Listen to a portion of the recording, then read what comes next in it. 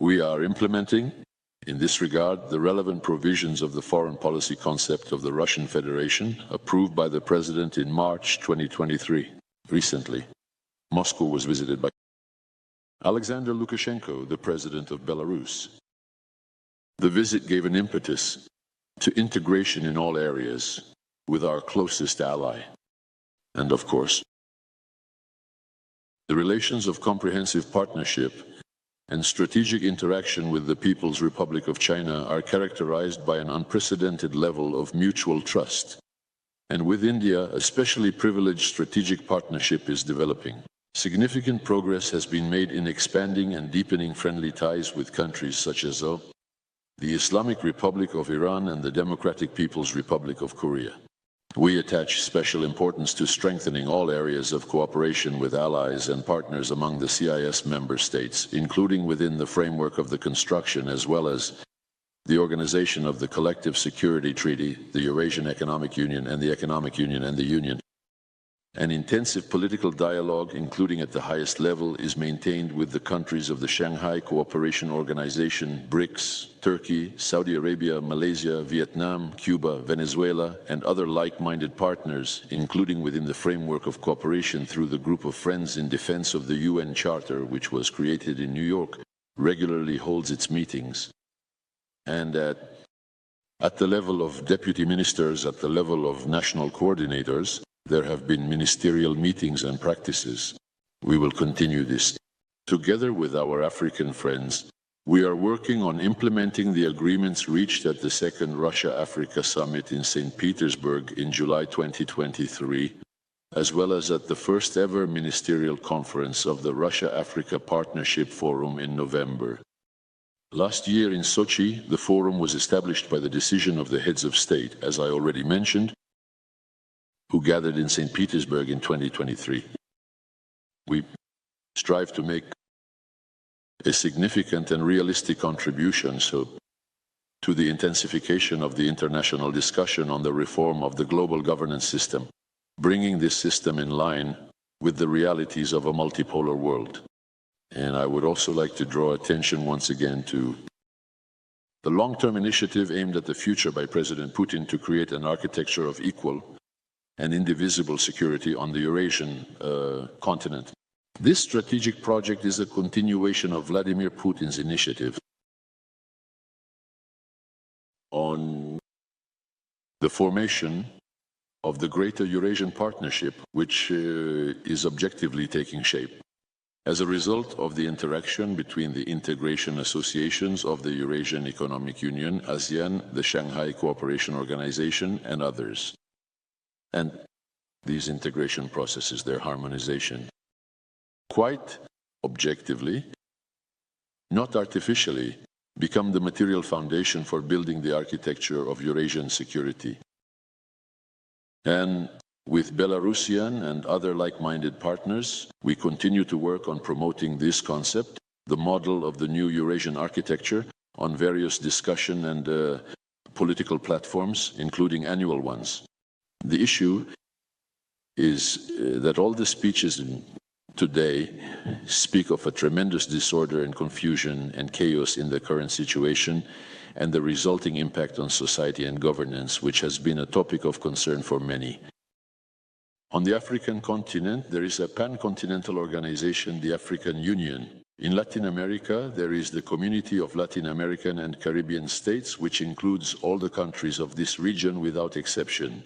However, the Eurasian continent does not have such an umbrella structure where all the countries of Eurasia, without exception, could regularly gather to discuss, firstly, the problems, but most importantly, to seek ways to capitalize on the advantages that history and nature have given to this largest continent, a continent that, in terms of the number of civilizations that have grown and thrived on it, is unparalleled.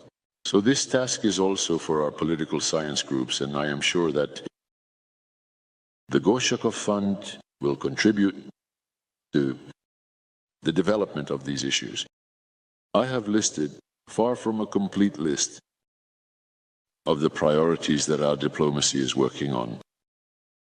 It is important for us, as I have already mentioned, to feel the support of the non-governmental sector in the form of the Gorchakov Fund, in the form of our other organizations, the Valdai Council on International Affairs, to be continued, the Valdai Noun Club, Councils on Foreign Defense Policy. We have many partners, and all of them contribute to our collective reflections, including through MGIMO, Moscow State University, the Higher School of Economics, and other higher educational establishments.